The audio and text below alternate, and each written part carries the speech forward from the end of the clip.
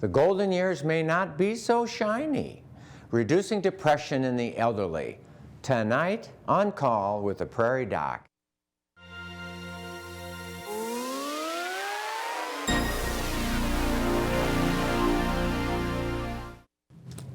Good evening and welcome to On Call with the Prairie Doc. Depression can be a life-controlling and debilitating experience. We're not talking about the passing feelings where we're upset or feeling bad about something in our life, but rather the ongoing, constant feeling of an empty or wasted existence, or the belief that something bad is going to happen every day. That's our topic tonight. First, let's take a look at this week's Prairie Doc quiz question.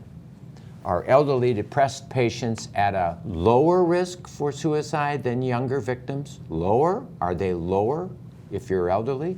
Yes or no? We'll have the answer at the end of tonight's program. Joining us in the studio tonight is Dr. Matt Stanley with Avera Medical Group, University Psychiatry Associates in Sioux Falls. Thank you very much for joining us, Matt. One more time. You must have the longest list. Yeah, I have too long a list after my name, but I always appreciate being here, Rick, so thanks for inviting me. It's great. So you're the head of the Avera Behavioral.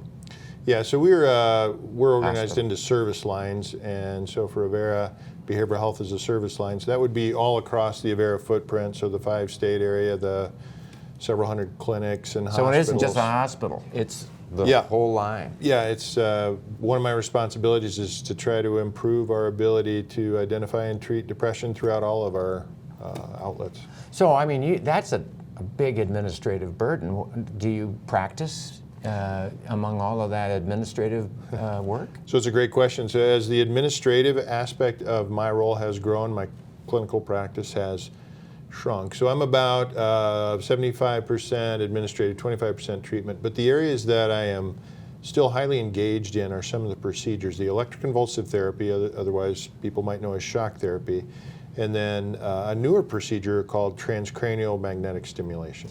Now, do other people do that transcranial magnetic stimulation, sort of like a CAT scan, right? And you do it in parts of the brain. Yeah. Are we other places doing magnetic stimulation? Yeah, there's a few. It's not a very widespread procedure available right now, and we've been doing it the longest we've been at it, a little over 4 years. And the technology probably lends itself most closely to an MRI because we have an electromagnet that generates an electromagnetic field, and then when placed in proximity to the brain will stimulate the cortex. So I want to talk about that more, and I want to talk about ECT, the electroconvulsive therapy. But let's talk a little bit more at first about what is that causes depression. I mean, do we really have that nailed down? Well, that's a great question, and the answer is, I would say yes and no. Like many diseases that we deal with in medicine, we see people that through their genetics are going to be at higher risk, higher propensity to develop an illness. But there's the epigenetics, there's what happens in the environment that either turns on an illness for someone or doesn't. Those are the questions that are hardest to answer. Right. Now, the epigenetics is really interesting. I mean, explain that a little bit more. I mean, it's like an environmental change of your genetics. Yeah, so it's what's operating on top of the genetics that may turn it on or off. Trigger it. So, for instance, you know, I through my family history, I'm at risk for depression. You know, knock on wood, I really haven't suffered from it to this point in my life. But let's say in my 20s, you know, I'm away at college, one of my parents dies, I maybe have some viral illness. Which one of those things might have triggered me to have a first severe depressive episode? Right. And then, you know, once it's turned on, we see that depression, you know, once you've had one episode of major depression, you have about a 50% chance of having another. So now your life course has changed. The genetics hasn't changed, but something triggered it, and now you're dealing with kind of a different internal environment, a physiology environment. I mean, that's just amazing to me because they say that's the same thing with schizophrenia, that something triggers it, and once it's on, it's there. And then if you let it burn hot for long, it makes it harder and severer and worse. Right. So what's interesting is people don't talk about behavioral health issues like we talk about other medical issues, but that exactly mirrors what we would say about any medical disease. And that's, if we get nothing else accomplished tonight, Rick, we need to make it clear to our audience that depression and schizophrenia and other forms of behavioral health issues are medical diseases. And we need to get over our stigma and our biases. Yeah, that's all in your head. Yeah, and people need to get over their shame and guilt and seek treatment. But let's talk about... But I feel guilty about my diabetes, or I feel guilty about my pancreatic cancer. So the question is, should I? I mean, did I have anything to do with that? I mean, is there I would say absolutely not. Absolutely not. I mean, you know that better than I, yes. and you're working your way through it. So but it is human nature to look inside us and say, what did I do wrong? How could have I avoided? Who can I blame? It's the woulda, shoulda, coulda. Yeah. We're all susceptible to that.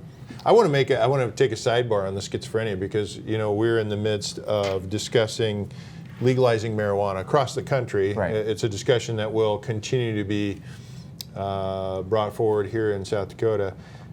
Schizophrenia and marijuana, there's a clear correlation that if you're at risk genetically for schizophrenia and you smoke marijuana, it might flip you into it. Yep, it's unquestionably, it increases your risk about 7-fold. You're going to be younger, you're going to have a harder episode of schizophrenia, and there is some debate about whether or not marijuana can cause schizophrenia. It is not an entirely harmless drug, particularly not on the developing brain. So the young people in particular, terrible idea.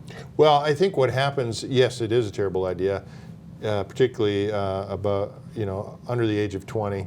I mean, 18 certainly, but now we talk about the developing brain into the early 20s.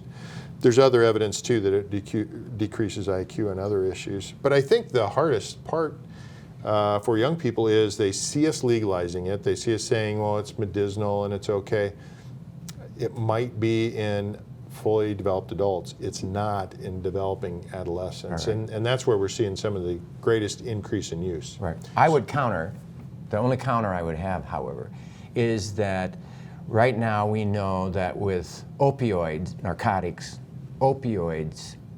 suddenly this last year there was 65,000 deaths from opioids, which is almost twice as much as from automobile crashes.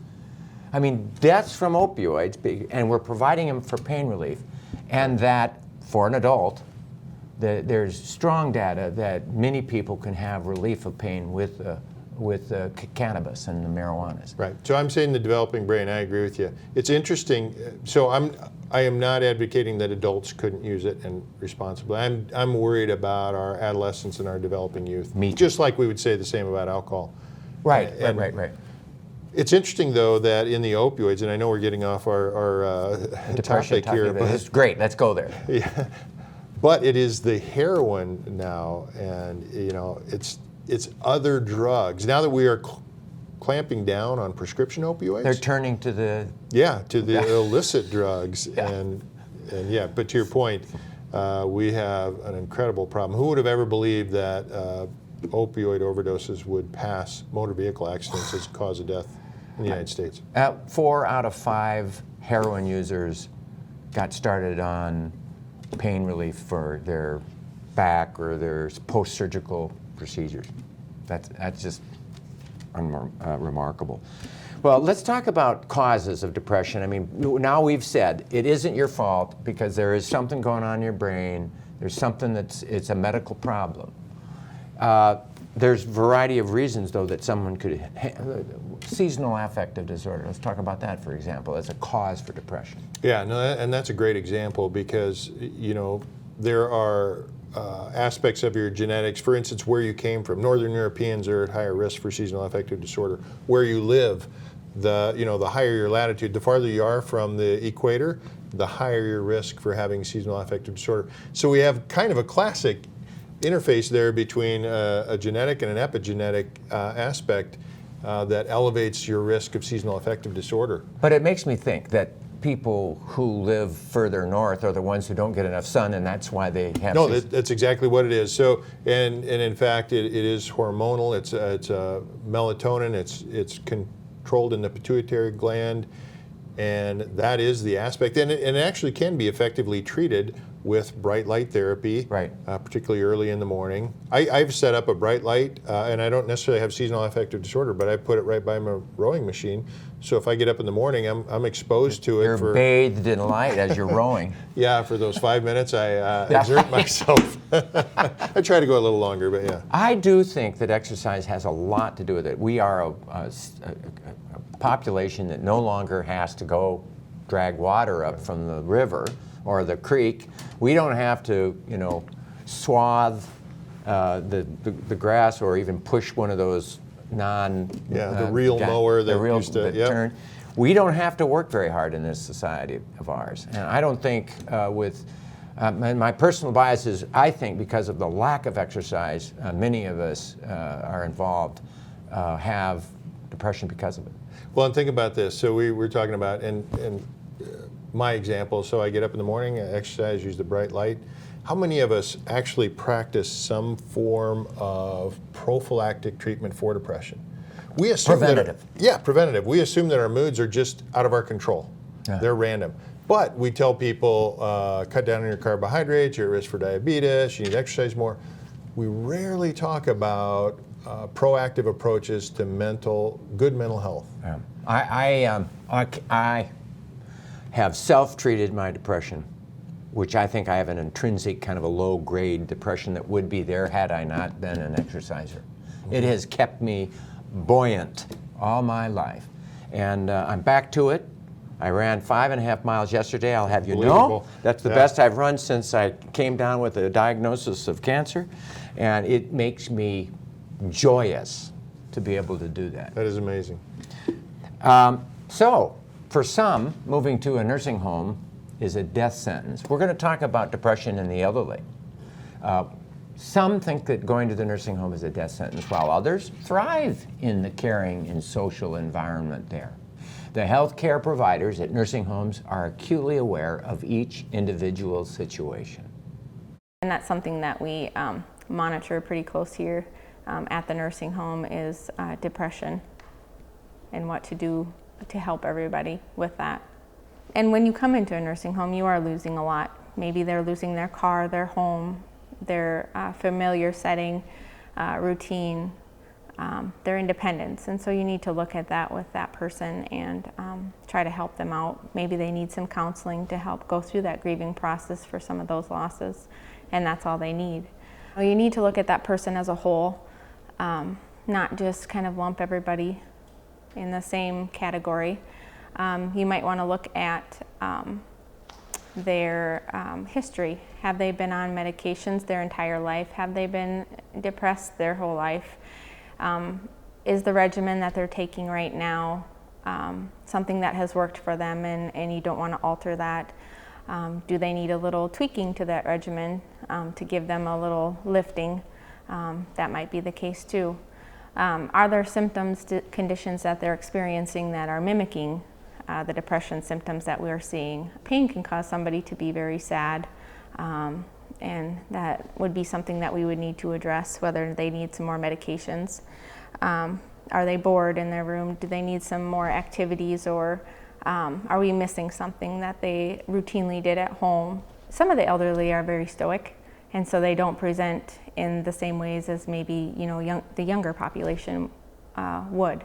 You have to kind of look for sometimes some subtle clues, whether or not it's the outright expression of I'm sad, I'm lonely, I'm depressed, or whether it's possibly coming out through behaviors, whether they are hitting or swearing or refusing to eat or drink. Maybe that could be something that they're telling you that in that way versus a younger population saying I'm sad and I'm depressed.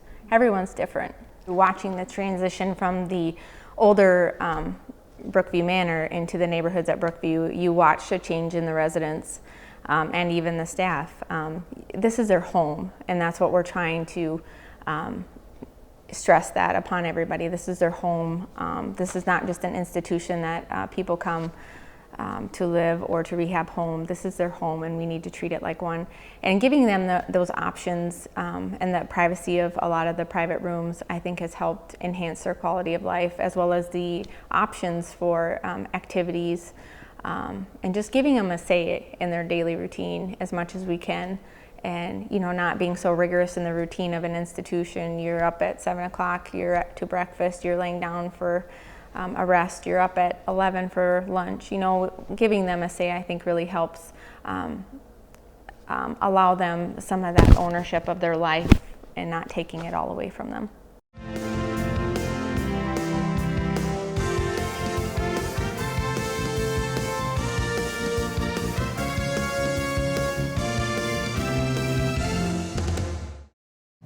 So the interesting thing is that people who are living in a nursing home have people watching them to see that there's depression occurring. What's your comment about depression in the nursing home? You know, a nursing home, obviously it's an incredibly valued institution for us, but most people go in reluctantly. They sure and, do. And transitions in life are just difficult. Whether it's your child going away to college for the first time, whether it's your parent going to nursing home at the first time, you know, we all, particularly I think as you get older, you just don't like your environment to change. You've kind of gotten into your habits, you're in your comfort zone. I think it's most difficult for those folks. The other thing that often goes along with nursing home, or preceded it by not too much, is you got your license taken away. The other kind of great American freedom. So driving, yeah. Yeah, it's, you know, it's a tough, I don't want to call it a phase in life because that seems to kind of minimize it, or it's tough, but yet it's exactly what you said. You know, very few of us, if any of us, are really going to thrive without social interaction, without others around us that care and that we, you know, engage us. So that is critical. I see people go to the nursing home and they go, don't take me there. I won't go there. It means that I'm losing ground. The end is near. And they get in there and they have breakfast with their friends. And then there's a coffee hour, and then there's these activities, and then they get into the routine, and they go, you know, I'm enjoying this. This is not the end of my life. This is a life that is actually way more fun than it was all alone at home. Right. There's different personalities. There's different situations, but to hear. You know, Amanda talk there, that's clearly a caring environment, which is, I think, the most critical component. And to your point, you talked about the ability for well-trained staff like that to identify depression. And, you know, in the elderly, it often goes unidentified. Even the individual themselves doesn't recognize it. Right. Right. I have heard that there's subclinical depression in the elderly. They even call it subclinical or subsyndromic. Right. You sent me that article on the site. Yeah. Because it doesn't parallel what we call our classic symptoms of depression. So our classic major depression typically has to involve the patient recognizing either depressed mood or loss of interest and enjoyment. In geriatric patients, you often don't actually see those components. In other words, it's not that they're unaware of their environment or themselves, but they just don't identify that. But the other symptoms are there. Mm-hmm. And as you said earlier when we were talking, some of the most common symptoms you actually see in the elderly are increase in pain, increase in arthritis complaints, increase in gastrointestinal complaints. They become physiologic. And you know, I learned this. If you've got chronic abdominal pain, it bums you out. It brings you down. So if you're living with a certain amount of pain, it makes you depressed. It brings you into that depression level. And I think if you're not exercising, you're not able to move, you're not doing some kind of exercise, I think that'll bring you down too. So I think we need to realize it's a real thing, and we have good treatment. I mean, we can treat these people with medicines and non-medicinal things, can't we? Oh, absolutely, absolutely. So geriatric depression still responds to treatment. Now it can be more complicated because often as we get older, we've kind of accumulated other illnesses. Right. And with other illnesses often goes other medications. Oh, you just rang my bell on that one. Too many medicines sometimes. Right. Our medicines, as good as they've become over the years, all carry some form of side effects, and some of those side effects in some of our most common medications are, decreased energy. The beta blockers. The beta blockers. I feel weaker. I don't feel as sharp. I'm always tired. you know, that's synonymous with depression in a way, but those are medication side effects. Right. So you mix in the medicines, you mix in the illness, and you mix in an amount of depression. That's really hard for both the patient and the clinician to just sort that out and create a good treatment plan that's effective. And one of the best treatment, I'll tell you this story. It actually had to do with taking my son to a basketball practice at a church. And I'm with the coach, and he's introducing me to the pastor, and we're saying, oh, thanks for letting us use your church practice. Yeah. He says, oh, I know you, Dr. Stanley. I want to thank you for taking care of my father-in-law. The best thing you did when he came in is you said he's on too many meds, and you took him off. And that was all the treatment he needed. So according to this, and I kind of remember that, really the only treatment was reducing medications. So I will state clearly to our audience, don't start going off your medications.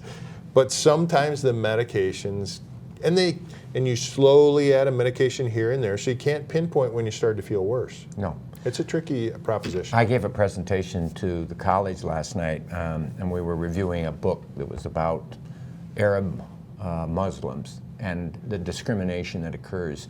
But we were talking about medical aspects of all of this, and the discussion went to medications. And I made a big fuss about too many medications. And somebody came up and said, well, my grandfather, I know, is on way too many medications. How can we help him get off medication? I said, the answer is that you go with him to the doctor's visit, and every time you see the doctor, you say, what can we stop? Do we have to be on all these medicines? What medicines can we stop? I think that's probably something we should all be doing every time we go to the doctor, and the doctor should consider it. But we, as physicians, automatically go, you came in for help for something, and you want something, and what do I have but a prescription pen? Right. Well, and we lose the forest for the trees. So your symptom today that I need to treat, I know this drug will treat that symptom, but I'm not looking at the whole spectrum. In reality, I'm making sure I'm not interacting with the other drugs. But to some degree, you have to say, well, what's the bigger picture? And is this, if I'm going to add this, should I take something away? It's a mindset, and we do have to work at that, both as a medical profession, but as a culture of consumers of medical care. In geriatrics, one of the primary things that they teach geriatricians is that very issue, polypharmacy. Too many drugs, what can we do? What drugs can we stop? Right. Thank you for bringing that up. Yeah, go slow and go low. And make sure that it's under supervision. Don't go stopping your medicines right now on your own. You said that, I'm saying it again. Talk to your doctor. Well, let's talk about, you brought up the issue when we were discussing pre-med students, the topic about suicide. Let's talk about suicide in the whole population of all ages. Who is at the highest risk for suicide? Yeah, so statistically, and here's some data that's unfortunate. So up until about 1999, according to the CDC, it looked like we were improving in the suicide rate. But from 1999 across the U.S., from 1999 to 2015, unfortunately, that trend reversed, and it actually seems to be accelerating. So overall, our general population, we're not improving. Very few people recognize this, that from about the age of 14 to around the age of 30, suicide is the leading cause of death. It's frightening. It's almost amazing there isn't a greater cry for action. You know, one of the other... that just blows me away. It does, doesn't it? It's preventable. It's treatable. We're just not... I think what's hard is people don't know how to intervene. They don't know what to do. Yeah. And you know, it is a multifaceted problem, but that does blow you away. I think one of the things that they always say is it doesn't bring them to suicide if you ask them if they've thought about suicide. Right. And if you think there might be something, ask them. And if they say, well, yeah, I thought about it, I've been thinking about it, but I'm okay. Well, if they've been thinking about it, we need to talk with somebody who can help. Yeah, above all, I think you need to ask the question, and when you get that answer, you need to try to get them to help. And the other thing is, get the guns out of the house. You know, I mean, it sounds simple, but if you could do one single thing to prevent a suicide, when you know you have somebody that's at risk, get any firearm out of your house. They're just not available, just gone. But we're talking about suicide in geriatrics. Let's talk about that. So one of our highest risk age groups is elderly men. In fact, past the age of 85, where the normal suicide rate runs about 11-12% per 100,000, in men above 85 years of age, it runs about 65 per 100,000. So about six-fold increase risk. 11 or over 12 per normal. 100,000 Versus about 65. So 6 times higher 100,000. risk at 85. Yeah. And a lot of that's because of loss of their spouse. Yeah, you know, one of the risk factors, or, you know, one of the set of risk factors is living alone, elderly, male. And you know, in the Midwest, we understand they also, for the most part, have access to the most dangerous form of suicide, which is firearm. Yeah. My sense is that that should be a call to family members who know that their grandfather or their father is alone. That should also be a call to all those church ladies who want to help somebody. Yeah. When there is a death in church, and it's an elderly woman and the man is all alone, smother that guy with support. Get him through this phase. Get him active. Go visit him. Get him going to socialize, because what he'll do is he'll isolate, he'll get lonelier, he'll get sadder, and then he's gone. Right. Didn't need to die. You think about it, we're more isolated, we're less active. Some of these folks they lose their freedoms, they lose the things that used to make them active. And you said chronic pain, all these other illnesses. Yep, they add to it. They all add to it. Yep. Let's talk a little bit, Matt, about cognitive function. Okay, so we know that 1/3 of the people over 85 have lost some memory. But that means 2/3 have not, are functioning Right. fine. But 1/3 are. I mean, there's a high number of people in Right. that age bracket who have some Alzheimer's disease or some dementia of some kind, little strokes. What is that to do with depression? Well, I think as you recognize that you're losing functioning, you know, that forces a lot of self-realization. And sometimes it's, where am I going to be in 5 years? Am I going to be a burden to my family, my wife? Yeah. Will I end up in a nursing home? I mean, these are frightening questions for anyone. But I think when you first recognize those symptoms, you're at very high risk of depression. If not depression, at least an adjustment disorder where you really get down. But, you know, as the disease progresses, that It goes away. it reduces somewhat, at least that part that's triggered by awareness. Now, what's always difficult, I think, from a clinician standpoint, is if you've triggered that neurochemical environment, even after you're not quite as aware, some of your behaviors might actually indicate that there is an underlying depression. But it gets very difficult at that point to differentiate. In the literature, before you were practicing in the early 80s, because I was aware of this one, they used to look at people who present with dementia. And they would study them looking specifically for depression, pseudo-dementia of depression. Yes. Yeah. And so they did study that. And they found that there are many people who weren't demented. They just were depressed. And so I think that we know that that's treatable. I mean, the Alzheimer's disease may not, you know, get better. I mean, we can give drugs for Alzheimer's, Right. but depression can be reversed. Right, absolutely. Depression can, and that's a great point.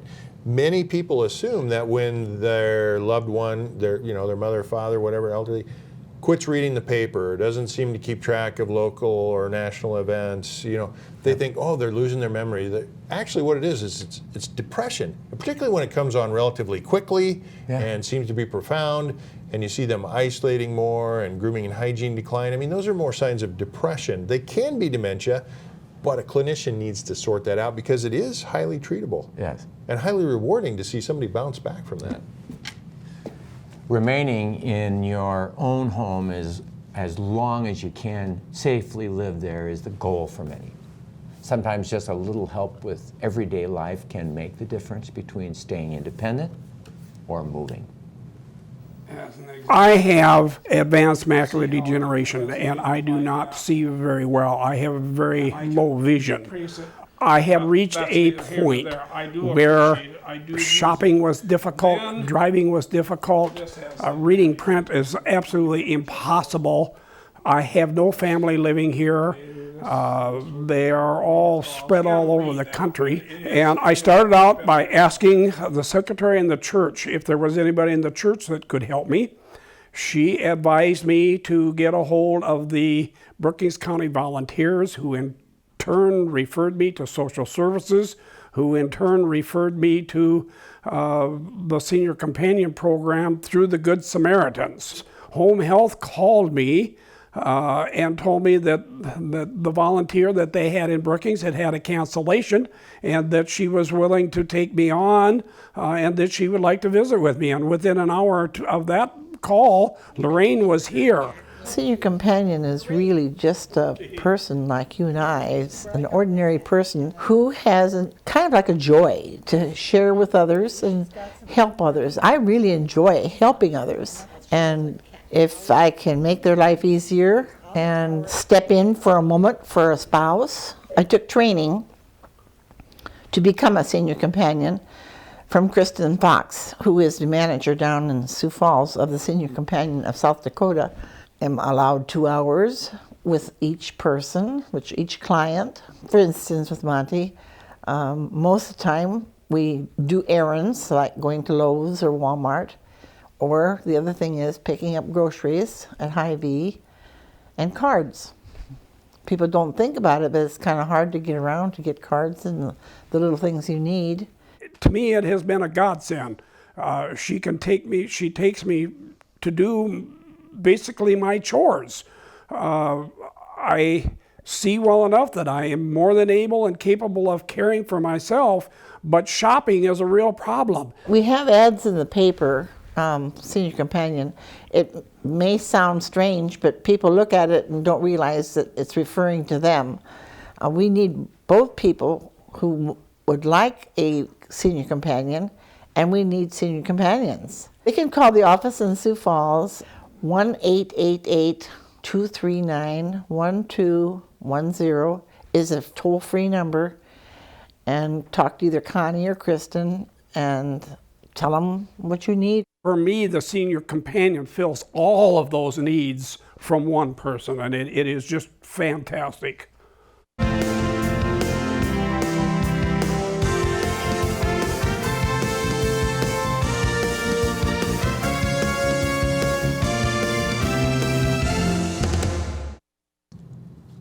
I love that Senior Companion story. And then, of course, she whips out that number. And, of course, I mean, you know, you can see the two of them have got their noodle.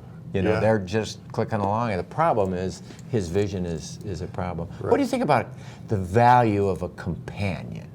Oh, I think it's critical. I don't know anybody that thrives. I mean, you know, there's a few personalities that seek solitude, but even people that prefer solitude at times need companionship. Yeah, and that's something that all of us could do. I mean, you don't have to be trained in psychotherapy and magnetic shock therapy or whatever it might be. You to be a companion and a friend. Well, it's one of the changes that's kind of occurred in our society over the last couple generations here, because you know, you used to grow up in a farm community, for instance, and you had 3 generations of your own family living right there. So you had caregivers built into the system. Now we're so mobile, and you know, we live the nuclear family. The families have really disintegrated in a sense. But what you love to see is something like this, which is kind of a way to recreate that support, that community of support. Yeah. So there's this big discussion about how to prevent Alzheimer's disease. And some of them talk about, well, I've got to do puzzles, you've got to work your mind, you've got to exercise it, because then it'll be better. And I read one discussion that was, I thought, very eye-opening to me. The best brain exercise that there is, what do you think it could possibly be? The most challenging and subtle and nuanced and hard to do, but rewarding is conversation. Yeah, there you go. High tech. High tech. You know, you don't need to do a puzzle all by yourself. You can have a conversation. It's better than just okay, what the weather is. But if you can really listen to what the other person's saying, come back and forth, that's a wonderful thing. Well, you think of all the functions you have to be on top of. I have to read your affect, I have to read your body, I have to read your tone, I have to cognitively interpret your words. It is all kinds of brain function being turned on, and we don't realize it when we do that. No. It is it's an ultimate exercise for the brain. Yes, it is. One of the other things that people talk about for the elderly that I love is the animals. There's parakeets, there's all these different kind of birds in the nursing homes that I just think of. I see people just standing there, and I stop and stand and watch these birds. It's great. But the dogs. I mean, we have a dog at home, and that dog brings, I can see what the dog brings to our daughter and to the son that's home, and to my wife and myself. I mean, the dog brings this joy. Yeah, I absolutely agree. I think animals, pets are fantastic companions. Yes. They can poop places that you wouldn't want them to, but other than that. Well, I think we should have avoided that topic, but now, okay. So Okay. Moving on. Well, let's talk about treatment. One of the things that we've chatted about is exercise and lifestyle things. Right. We can talk about sleep-related treatment. We can talk about medications. We can talk about non-medicinal therapies. Right. So sleep. Let's talk about that because I think it is a critical. It's a critical restorative factor for our body. And one of the things is, as you get older, our sleep cycle tends to shorten, and often is disrupted for a variety of reasons. You mentioned when we were talking earlier, sleep apnea, for instance, which is a form of medical disorder that can disrupt your sleep. But even without sleep apnea, as you get older, you tend to sleep less. You tend to require less sleep to a degree. Right. But I think people underestimate the value of a good night's sleep. And I think one of the things that we don't do well is practice good sleep hygiene, which is kind of that, again, it's like we talked about, do we really engage in prophylactic mental health care, trying to prevent? Well, good sleep hygiene is the way you prepare for sleep, and you do it every night, and you train your body to be ready to fall asleep. And then you try to stay on the same pattern. So, it's 10 Even o'clock on the every weekend. night. Yeah, it is. Our bodies just do better with a regular pattern. In fact, we've recognized for years the disruptive effect on mental health and physical health with shift workers in factories, for instance. Right. Terribly disruptive. Yeah. So, and it's just that much more powerful as you get older and your resiliency decreases. So I think that's a critical factor. And we have many drugs. We know how important sleep is to this society because we look at the number of sleep medications out there. Right. But I'm not a huge proponent. I do prescribe them. I have prescribed them. I think More short term. Yeah, do everything you can to naturally improve your sleep. I think it's difficult once you start relying on the medication. Well, I mean, if you take Ambien, for example, which is a Valium-like medication, I can't remember the genetic term for it, those are addictive. The Valium-like medicines cause depression, make the depression work. You've got to be careful. You do have to be careful, and it's a different sleep architecture. So the phases of sleep as you go through them are changed. It's not the same as if I were able to have a good diet, a good day of exercise, and a good night's sleep. It is different when it's medication reliant. And if you have a medication that you've been taking regularly for sleep, you can't stop it because you will have withdrawal sleeplessness. Right. So you've got to taper very slowly, like 2 months period of time. And I tell my patients, even if you've just been relying on warm milk, if you try to stop that abruptly, you're not going to sleep. No. So whatever you do, it has to be gradual. Okay. So let's talk about other kinds of therapy for depression. Now, I mean, the non-medicinal therapies. You started on magnetic therapy. Yeah. Explain that. So transcranial magnetic stimulation. It's a technology, probably the best analogy is it's like MRI, which we've all kind of become familiar with, where an electromagnet spins at a high speed and creates an electromagnetic field, a field of energy. Mm-hmm. So we are able to apply that to the left prefrontal cortex, and each treatment takes about 37.5 minutes. You need to get 3,000 pulses of this electromagnetic stimulation. And you do that over about 30 treatments, so Monday through Friday for 6 weeks. And how effective? So we kept track of our first approximately 45 patients. The FDA, I'll give you the FDA data first. FDA data said it was about 50% effective, with about 38 or 35% or so getting into remission. In our clinic, we've had about 80% response, with about 50% going to remission. But the interesting thing about this, Rick, these were difficult patients. The average number of medications they'd been on were about 10 different antidepressants, and the average number of years was close to 20 that they had suffered. And So do you these get them are off of medicines? Not necessarily off, but we can, our first goal is to get them well. And many patients want to reduce, but for exactly the reasons we talked about, I say we're going to slowly reduce. We don't do anything quickly. Right. And honestly, during that 6 weeks of treatment, I kind of counsel against medication changes, because then the patient, they get confused whether it's the med change or the TMS. Let's see what this specific treatment does for you. Does insurance pay for that? It is getting much better. More health plans do. Medicare now does. So that was our battle early on. So it is becoming much more available. Okay. And how about memory loss associated with this? So the wonderful thing about this is you're alert, you're awake. There is no anesthesia. There is nothing like the concerns with electroconvulsive therapy where people feel their memory is impacted. In fact, we try to teach you things and do some life skills coaching while you're getting the treatment. We want to keep you awake and alert and active during this. And what a great opportunity. We've got you for 5 days a week for 6 weeks. We're going to do something with that time while you're sitting in the chair. So, and it is remarkably effective, and it is sometimes covered by insurance. That's wonderful. That's wonderful, and it's an advancement that's coming, and I just love to hear it. And it's non-medicinal. So unlike drugs, it doesn't affect any other organs in your body. You know, when we shut that energy off, you don't walk away and it's still circulating.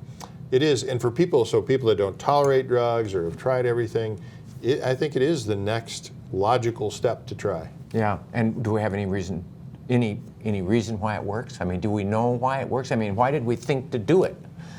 Well, that's a good question. I think that we thought to do it because electroconvulsive therapy, which is a lot more invasive and dramatic, has been effective. So the idea that if we stimulate the cortex, but maybe a little less severely, maybe if we just, instead of a total reboot, we just try to rehab. Yeah. I think and that's kind of the analogy I use. This is more of rehabbing a muscle that's kind of atrophied on you. It's kind of gotten a little weak. It's this area of the brain we want to stimulate that brain to get going a little bit, and it does it. And we do it, and I think that's why it takes 6 weeks of repetitive stimulation. It's like any muscle. You don't retrain a muscle with 1 or 2 episodes of exercise. No. It takes repeated work. Right. You gave an example of it's sort of like working some rewiring of your car, and it makes it just a gentle kind of a change as compared to starting the car on a hill, letting the clutch out. Yeah, instead of popping the clutch on a downhill after you've been pushed by about 6 of your buddies. Yeah, it's a different process. So let's go to that pop in the clutch, the ECT, the electronic or the electric. Electroconvulsive therapy. Right. That's the shock therapy, the one who flew over the cuckoo's nest. Story. Which is nothing like that, but yes, that's what most people associate that has with. done a great deal of harm by misinforming people. Right. So let me just start by saying electroconvulsive therapy is still the gold standard, still our most powerful tool against treatment-resistant depression. And it is poorly understood, I think, and frightening to many people. I will grant you, it is invasive. We use an IV. We put you to sleep with a so you have anesthetic. Yep. So, but we paralyze the body safely with succinylcholine is our primary drug in that. So there is none of that jerking or teeth biting or tongue biting or the patient essentially looks like they're asleep with a little bit of tremor.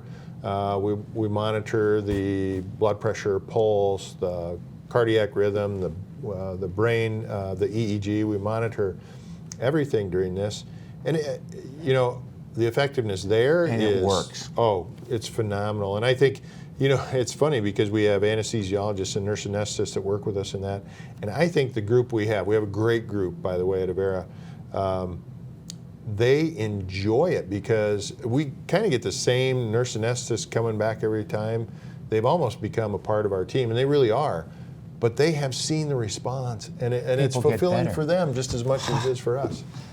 So we've talked about this magnetic therapy and the convulsive therapy because it seems to be the seizure that does it. That Right, that's the common denominator. That's the That's the necessary reboot. event. Yep. It reboots the brain for some reason or another. You do it repeatedly over a week, or how does it? Yeah. So with electroconvulsive therapy or shock therapy, we do it Monday, Wednesday, Friday, and it usually takes between 6 and 10 consecutive treatments to get to wellness.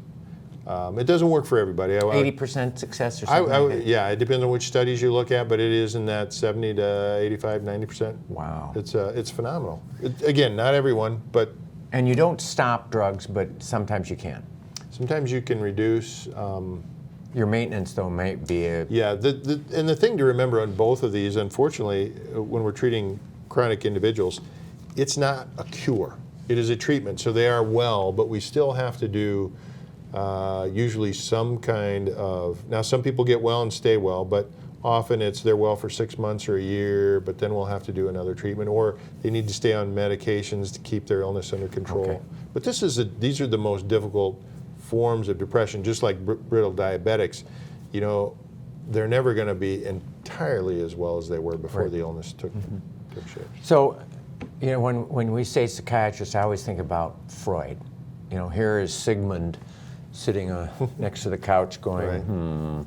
and doing behavioral therapy, talking a person through what they had when they're going through as a child, that kind of a thing. Right. How often do we do that, and is that important anymore? You know, it has value, absolutely. Therapy has value. Let's call it therapy because it goes by different names. But, you know, it's interesting because there is a shortage overall of behavioral healthcare providers. Psychiatrists have kind of gotten in the role of diagnosing, prescribing, and kind of being at the lead of the team, if you will. The therapy has moved more into our clinical social workers, our psychologists, a variety of people that are trained in different talk therapy techniques. So as a psychiatrist, we have some training in that, but we're more so looking at it from the medical standpoint. Okay. And then we will usually work in conjunction with a therapist who really, let's say, standard practice would be to meet with a patient once a week for several weeks and work. Some of the best therapies are cognitive behavioral therapy and dialectical behavioral therapy. Dialectical. Yeah, so that's Which is? dialectical is geared a little more toward personality disorders, particularly the borderline personality disorder. All right.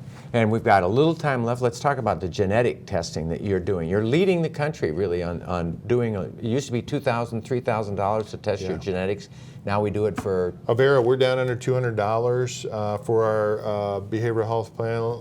We're about $179, phenomenal improvement. So one of the most important things about genetic testing is there's 36 antidepressants out there in the market. But each of us has a little different way we're going to metabolize any drug, not just antidepressants, but any drug. We can now do a genetic test that will tell me if you're one of the 7% of Caucasians, for instance, that is a poor metabolizer in cytochrome P452D6. And drugs that go through that particular pathway are common drugs like Prozac or Haldol or Xanax. So this drug might work on this. You can tell genetically which drugs are the best choice. It can limit, it won't tell me the perfect drug for you, but it will eliminate a lot of trials that would have either been worthless to you or very uncomfortable for you. Okay, 15 seconds, bottom line, summarize the whole conversation here, Matt. Geriatric depression is treatable. We have to be more alert to it. It does come with a risk of suicide. It's best treated as a community with greater awareness and greater sympathy to those episodes. And now for the answer to tonight's Prairie Doc quiz question. Are elderly depressed patients at a lower risk for suicide than younger victims? Yes or no? The answer is no. Those who are especially at high risk are elderly males who have recently lost their spouse. We laid it out there. We'll be right back after this.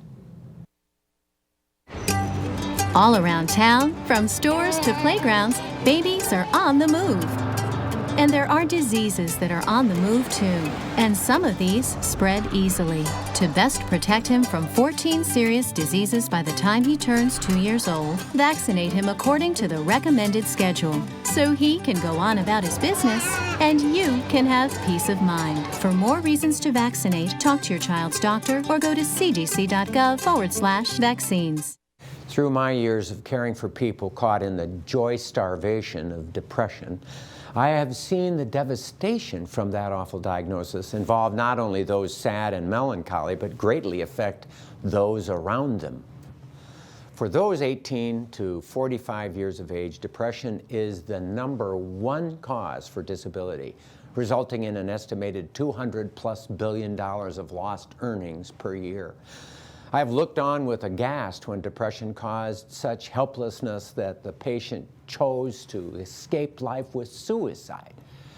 There are about 40,000 deaths per year to suicide, which accounts for about the same number of deaths to breast cancer. It's also sad that funding research to help those with depression receives 1/100th the amount of funding that occurs for those with breast cancer.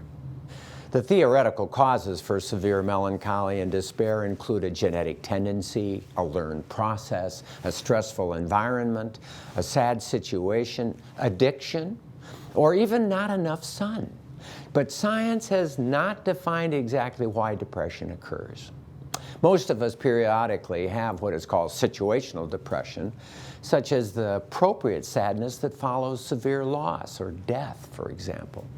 But what is more typical of harmful depression is when there is no situation, no reason for it to happen, no sad story to explain why one is filled with sadness.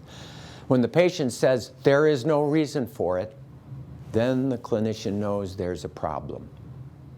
The diagnosis is not always that easy. We suspect depression when people experience chronic pain, find it hard to concentrate, are without energy, have flares of temper, sleep too much or too little, have a loss of appetite or have overeating binges, have unexplained crying spells, or become filled with anxiety for minimal reasons. Often people make things worse by covering up depression with alcohol, sleeping pills, anti-anxiety medications, or substance abuse, and these all make the diagnosis even more difficult. Although 2/3 of the people with depression do not seek or receive help, when the 1/3 that do get help follow through with treatment, 80% are better in 4 to 6 weeks. There is help and hope for those with this miserable condition, but people need to be open to the possibility of such a problem. And men are usually the worst deniers. Treatment includes a half hour of exercise or walking daily, often a minimal side effect, inexpensive antidepressant medication, and someone to talk to. If you're possibly struggling with depression, please get help. At least do it for those around you.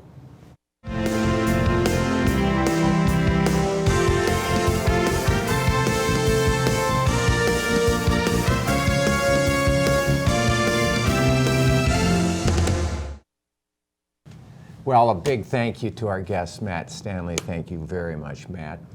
Matt, and you know, he volunteered to come here to our studio at the Yeager Media Center at SDSU in Brookings to share his experience with us. And, you know, with all the money that we're going to pay you for all of this, it's always good to have you join us. Come back again soon. I will. Thank you, Rick. That does it for tonight from all of us here at On Call with the Prairie Doc. Until next time, stay healthy out there, people.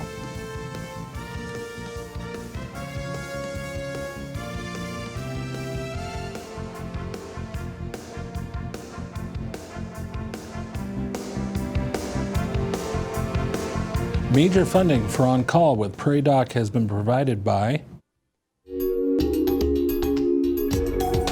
Avera is a proud sponsor of On Call on South Dakota Public Broadcasting.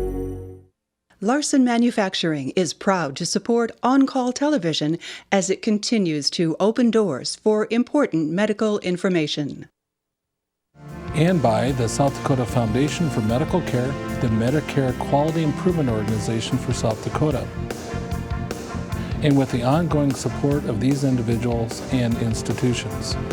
Brookings Health Systems, Ophthalmology Limited, Avera Heart Hospital, Dakota Allergy and Asthma, Fishback Financial Corporation, Vance Thompson Vision, Aberdeen District Medical Society, Black Hills Medical Society, Dakota Bank, Orthopedic Institute, Physicians Care Sanford Clinic Community Service Committee, and Swiftel Communications.